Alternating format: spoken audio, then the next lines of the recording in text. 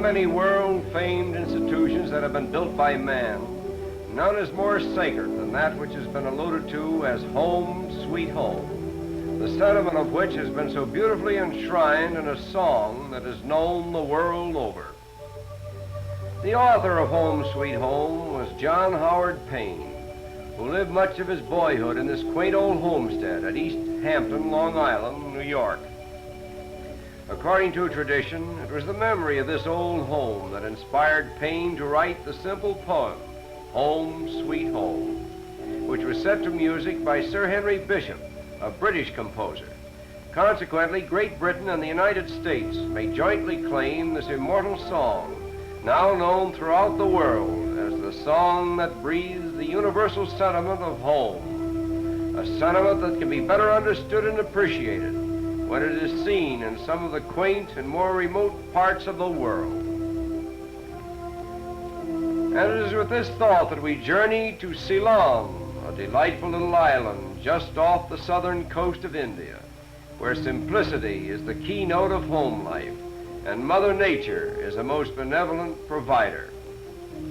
Here life pursues the even tenor of its way, and a motley array of human beings live in an atmosphere of peace and contentment that is unknown to the Western world.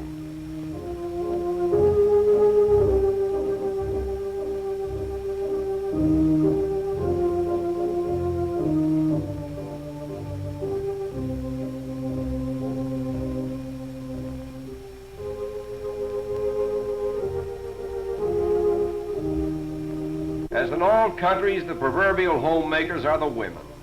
The Sinhalese women appear to be more exalted and freer than the women of India from whom they have descended. This may be due to the fact that they live in a more healthful climate and their home life is obviously more simple. We leave these happy people with the blessings of nature upon their homes and the teachings of the gentle Buddha in their hearts, and we continue our journey to a quaint old fishing village in Ireland, enshrined, as it were, with a picturesque setting that is typical of the more humble aspect of Irish home life. This is the Claddagh village of Galway, where the houses have been built according to the dictates of family, and in consequence form a most confusing jumble, in which the back door of one family may open into another family's front yard. The Claddagh residents are unquestionably the most home-loving people in Ireland, for although that country is noted for the excessive emigration of its people, these simple folk have been content to remain at home in the most humble of circumstances, circumstances which apparently have in no way interfered with their happiness. And now the lure of travel and the thrill of contrast brings us to the picturesque harbor of Hong Kong, where thousands are born and live and die in sampans. The sampan has been for centuries the typical craft of eastern waters, and it forms without doubt one of the most interesting features of Chinese civilization. The word sampan itself is a contraction of two Chinese words, sam meaning light and pan meaning wood. These light wood boats of every size and description hug the overpopulated shores of Hong Kong, forming a conglomeration of floating houses filled with all the intimate sights of the household. There is a certain fascination about these people, as they seem to be a race apart. They are much more independent and aggressive than those of their kind who have to struggle for life ashore. And all this has been going on for countless centuries, in which the inhabitants of these sampans have lived and died in firm defiance of Western civilization. And now again, in search of contrast, we continue our journey to Japan, where home life is strange and yet familiar. The scenery here is like an old picture on a Japanese screen, and the dainty little women are but the reincarnation of pictures we have seen on paper fans and teacups. Politeness is the keynote to etiquette in this land of gentle manners, and it invests the ordinary acts of daily routine with a poetic delicacy that lends charm to life's simplest precepts.